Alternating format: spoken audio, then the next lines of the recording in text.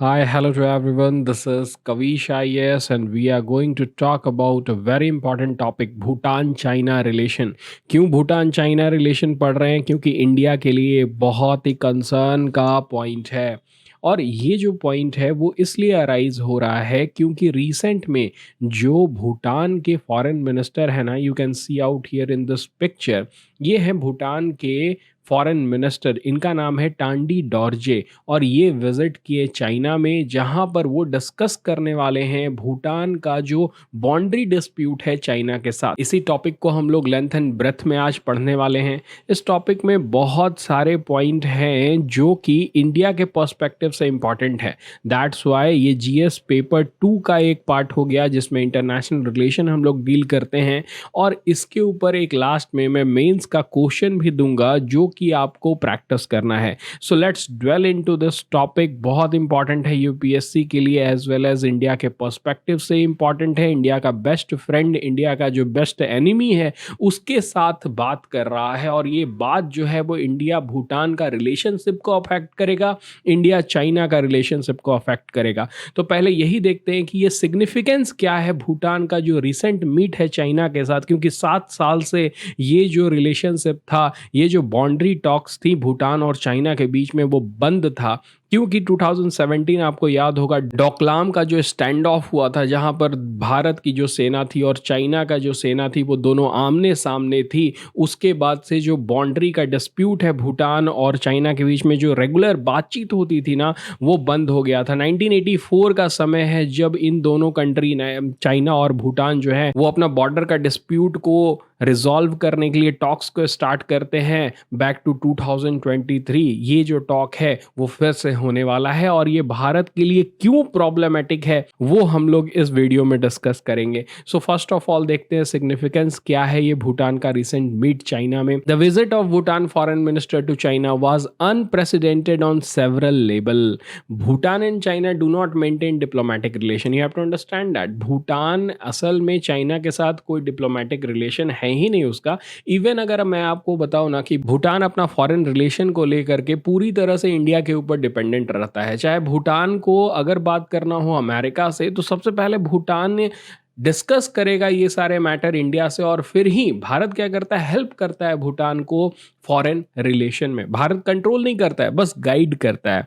और इसीलिए भूटान और चाइना का अभी तक कोई डिप्लोमेटिक रिलेशन है ही नहीं। His visit is the first ever by a Bhutanese foreign minister, you can see out here. ये सब कोई नए स्टेट नहीं है, बहुत पुराने स्टेट हैं। इनका डिप्लोमेटिक रिलेशन जो होता ना, मैं आपको बताता हूँ। भूटान का डिप्लोमेटिक रिलेशन तिब्बत के साथ हुआ करता था, लेकिन जब तिब्बत के ऊपर चीन कब्जा कर लेता है तो भूटान के जो भी वहां पर रिलेशनशिप रहते हैं तिब्बत से, वो खत्म हो जाते हैं। Let me tell you, 1960s के बाद तो भूटान और तिब्बत जो कि बहुत ही बड़ा ट्रेड किया करते थे एक दूसरे के साथ, वो पूरी तरह से बंद हो जाता है। और you have to know this point कि दलाई लामा किस तरह से तिब्बत छोड़ के भागते हैं और भारत में शरणार्थी बन के रहना स्टार्ट करते हैं।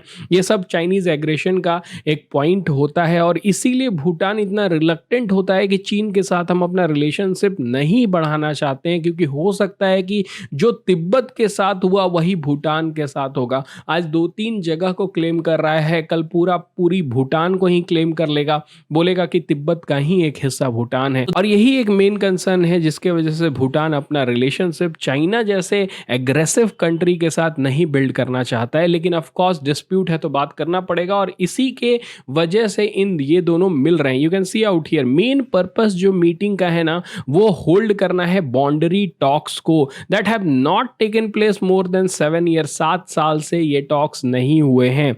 और ये जो मीटिंग हुआ उसमें एक ज्वाइंट स्टेटमेंट निकला कि बोथ कंट्री ने साइन किया है cooperation agreement outlining the functioning of a new joint technical team. एक नया ज्वाइंट टेक्निकल टीम बनेगा जो कि डिलिमिनेशन और डिमार्केशन ऑफ द बाउंड्री के ऊपर काम करेगा। किसका कितना बाउंड्री है उसके ऊपर नया ज्वाइंट टेक्निकल टीम काम करेगा, और ये दोनों कंट्री अब मिल करके अपने जो बॉर्डर डिस्प्यूट हैं उसको क्या करेगा, रिजॉल्व करेगा। लेकिन ऑफ कोर्स जब प्राइम मिनिस्टर ऑफ भूटान से ये बात पूछा गया तो उन्होंने कहा कि जो डोकलाम का इशू है या भूटान का जो इशू है, जो छोटे छोटे इनक्लेव्स हैं जहां पर चाइना क्लेम करता है, उसमें सिर्फ भूटान और चाइना का ही रोल नहीं होगा, उसमें इंडिया एक इम्पॉर्टेंट पार्टनर है। क्योंकि डोकलाम जैसे रीजन के ऊपर अगर चीन का कब्जा होता है तो उससे एक तरह से भारत का जो सिक्योरिटी है उसके ऊपर थ्रेट है। दैट्स वाई इंडिया भी इस पूरे टॉक में एक बहुत ही इंटीग्रल पार्ट रहेगा। ये स्टेटमेंट मैं आपको प्राइम मिनिस्टर ऑफ भूटान का बता रहा हूं।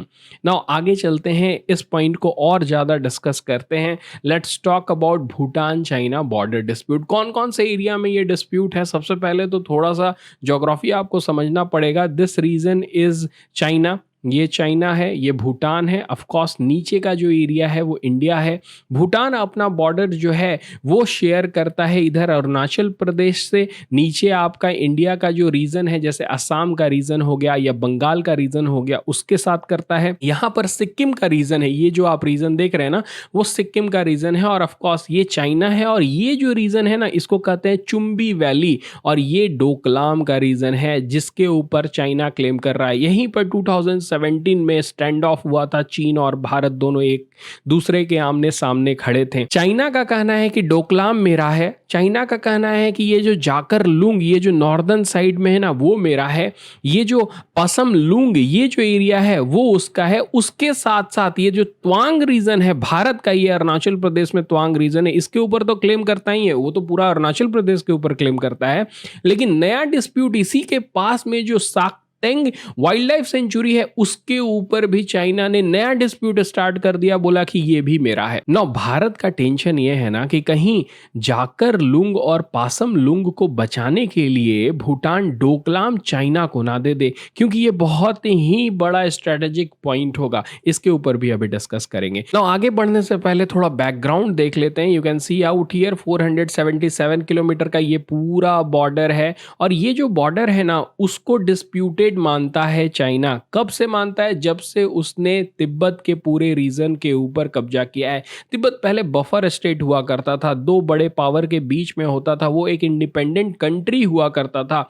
लेकिन जब से चाइना ने उसे ऑक्युपाई किया, वो जो बॉर्डर भूटान के साथ शेयर करता था उसको रिकॉग्नाइज करने से मना कर दिया। बीजिंग ने क्या किया था? Also took over the control of 8 Bhutanese enclave in Tibet. जो भी इनक्लेव थे, 8 भूटानीज इनक्लेव थे, उसको भी क्या किया था? चाइना ने कब्जा कर लिया था। तो आप समझ सकते हैं कि किस तरह से एग्रेसिव पॉलिसी के तहत जो लैंड है उसका ऑक्यूपेशन कर लेता है चाइना, और यही एक बहुत बड़ा कंसर्न का पॉइंट है ये सारे छोटे छोटे कंट्रीज के लिए, जिसमें कि भूटान सबसे इंपॉर्टेंट है। नेपाल को भी यही कंसर्न रहता है। लेकिन let's talk about the concern of India. Bharat का बहुत ज्यादा कंसर्न है, और सबसे इंपॉर्टेंट कंसर्न भारत का सिक्योरिटी के ऊपर है।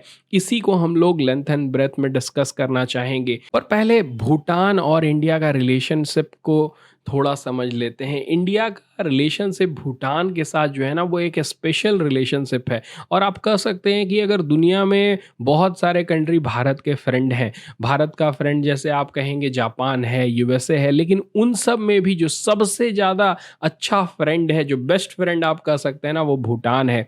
क्योंकि भूटान का आप मैं एक एग्जांपल की तरह आपको समझाता हूँ। मान लीजिए कि मैं बात कर रहा हूँ इंडिया भूटान फ्रेंडशिप ट्रीटी 2002 का। ये जो 2002 की ट्रीटी है ना इंडिया और भूटान के बीच में फ्रेंडशिप वाली, इसके तहत अगर कोई भी कंट्री भूटान का टेरिटरी के ऊपर हमला करता है तो भारत ये समझेगा कि उसकी टेरिटरी के ऊपर हमला हुआ है और भारत रिटेलिएट करेगा। इट मींस दैट भूटान को पूरी तरह से समर्थन देगा कभी भी अगर कोई दूसरा कंट्री इसके ऊपर अटैक करेगा। तो ये बहुत बड़ी ट्रीटी है जो कि जो फाउंडेशन रखती है इंडिया और भूटान का रिलेशनशिप को, यही डिटर करती है चाइना को कि कभी भी वो भूटान के ऊपर कब्जा ना करे। और जब चाइना के प्रति भूटान का अगर नज़दीकियां बढ़ने लगेंगी तो ऑफ कोर्स इंडिया के लिए कंसर्न का विषय तो तो होगा ही ना। थोड़ा डिटेल में कंसर्न को देखें तो पहला कंसर्न तो मैंने बात कर लिया, थ्रेट ऑफ स्वैपिंग डोकलाम। मैंने यही बात की कि डोकलाम को चीन को ले करके ये जो जाकर लुंग और पासम लुंग का रीजन है ना, उसको बचाने का कोशिश कर सकता है। भूटान छोटा सा देश है, लड़ नहीं पाएगा, लेकिन ऑफ कोर्स इंडिया अगर खड़ा है तो ये तीनों रीजन ही जो है ना वो हमेशा भूटान के साथ ही रहेंगे। You can see out here there are concern in India that a deal between Bhutan and China could include swapping Doklam located close to the tri-junction between India, Bhutan and China for disputed territories in the north। ये जो north के territories हैं उसको बचाने के लिए डोकलाम को चीन को दे दिया जा सकता है। This is the main concern, और ये इसलिए भी कंसर्न है क्योंकि आपको समझना पड़ेगा मैप को देखते हुए कि वो कितना ज्यादा नजदीक है हमारे चिकन नेक से। अब चिकन नेक क्या है, you have to see out here. आप देखिए यहाँ पर ये जो रीजन है ना, यहाँ पर ये रीजन आपको दिखाई दे रहा होगा, इसको चिकन नेक कहते हैं। ये पतला सा रीजन है, 22 किलोमीटर का स्ट्रेच है जिसको सिलीगुड़ी कॉरिडोर भी कहते हैं। और ये पतला जो पट्टी है ना वो कनेक्ट करता है भारत का मेन लैंड को हमारे नॉर्थ ईस्टर्न इंडिया से। यही नहीं, ये जो रीजन है वो बहुत इंपॉर्टेंट है इंडिया बांग्लादेश का रिलेशन के लिए, इंडिया नेपाल, इंडिया भूटान। तो ये एक स्ट्रेटेजिक पॉइंट है। जितना ज्यादा डोकलाम का रीजन लेगा या फिर और आगे बढ़ते रहेगा तो लड़ाई के समय में ऐसी पॉसिबिलिटीज हो सकती हैं कि वो आसानी से ये जो पोर्शन है उसको ब्लॉक कर दे और भारत का जो जुड़ाव है नॉर्थ ईस्ट इंडिया से उसको काट दे और इस जगह को भारत से अलग कर दे। इसीलिए ये रीजन जो है वो इतना इंपॉर्टेंट है और भारत नहीं चाहता है कि डोकलाम जैसे प्लेट्यू के ऊपर उसका कब्जा हो जाए जो कि अपर हैंड दे चाइना को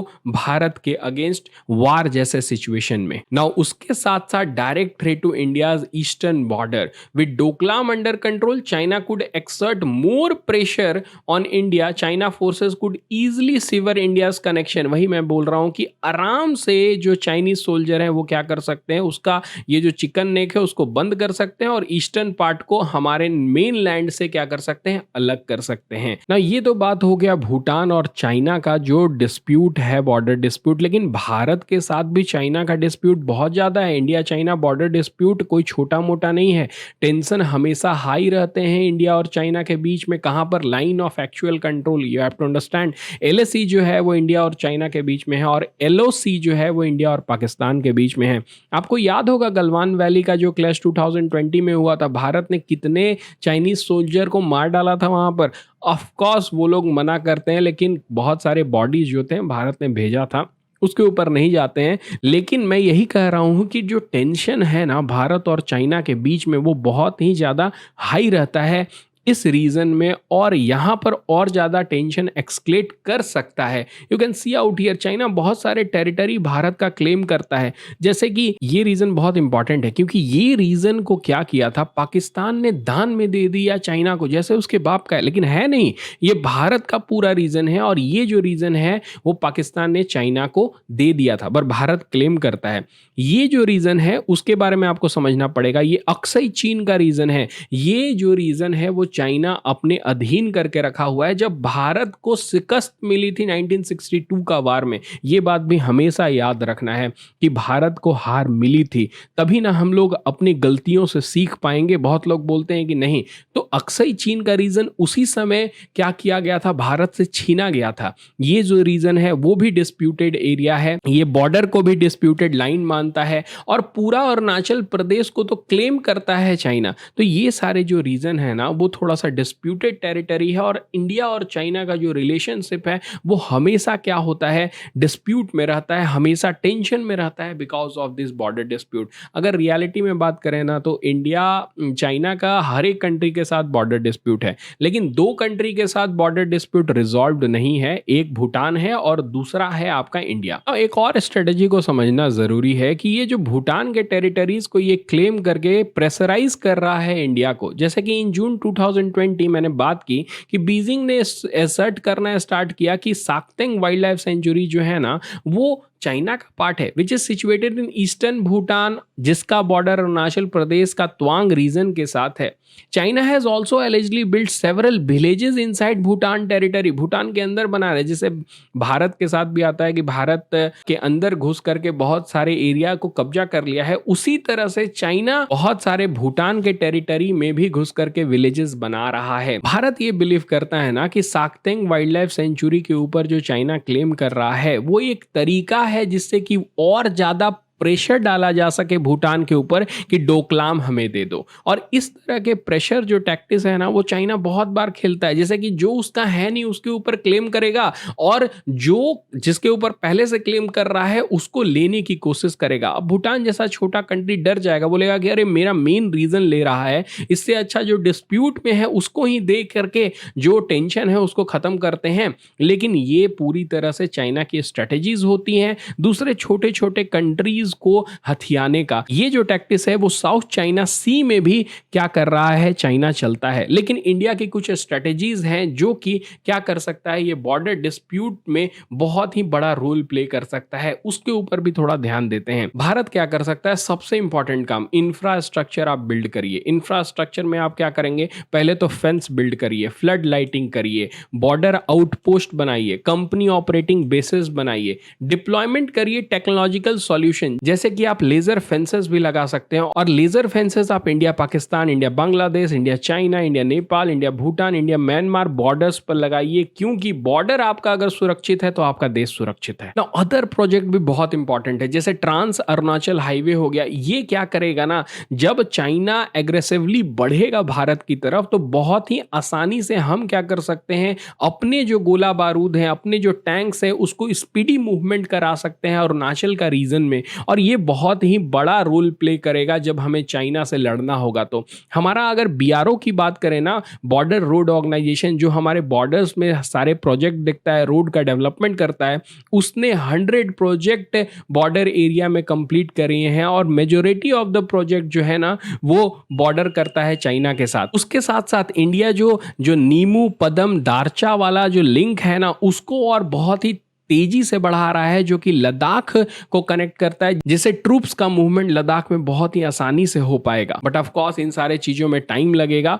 हमें क्या करना पड़ेगा, अभी टॉक्स के साथ साथ थोड़ा सा एग्रेसिवली भी मूव करना पड़ेगा, क्योंकि थोड़ा सा आप ढील दिए और चाइना क्या कर सकता है, आपके ऊपर चढ़ सकता है। इसीलिए डिप्लॉयमेंट ऑफ ट्रूप्स भारत क्या करता है, जब भी चाइना एग्रेसिव करने लगता है अपने ट्रूप्स को डिप्लॉय करने लगता है, सर्वेलेंस जो है वो और ज्यादा बढ़ा देता है। बीएसएफ की सबसे बड़ी भूमिका यहां पर होगी, इंडियन आर्मी की सबसे बड़ी भूमिका होगी।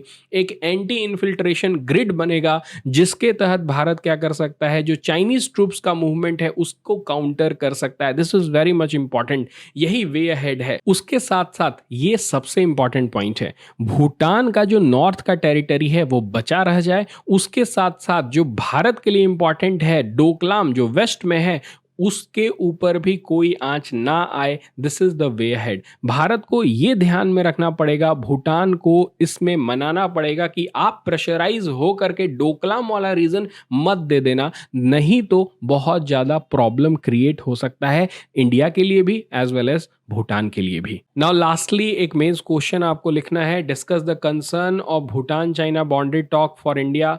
भारत के लिए क्यों कंसर्न है भूटान चाइना का बाउंड्री टॉक, अभी हम लोगों ने डिस्कस किया। भारत की सिक्योरिटी के ऊपर डायरेक्ट असर पड़ेगा। What is India's strategy to tackle its border dispute, इसमें सबसे इंपॉर्टेंट आप दो चीज को दीजिए, इंफ्रास्ट्रक्चर डेवलपमेंट जो कि भारत कर सकता है अपने बॉर्डर एरियाज में, टेक्नोलॉजी का यूज भी आपको उसमें इंक्लूड करना है, इंक्रीज सर्वेलांस करना है, उसके साथ साथ ट्रूप्स का डिप्लॉयमेंट इंक्रीज करना है, specially in the eastern sector जो कि भारत के लिए बहुत इंपॉर्टेंट है। तो इस मेंस क्वेश्चन का आप आंसर लिख सकते हैं। That would be great for your UPSC preparation. That's it for this video. Thank you.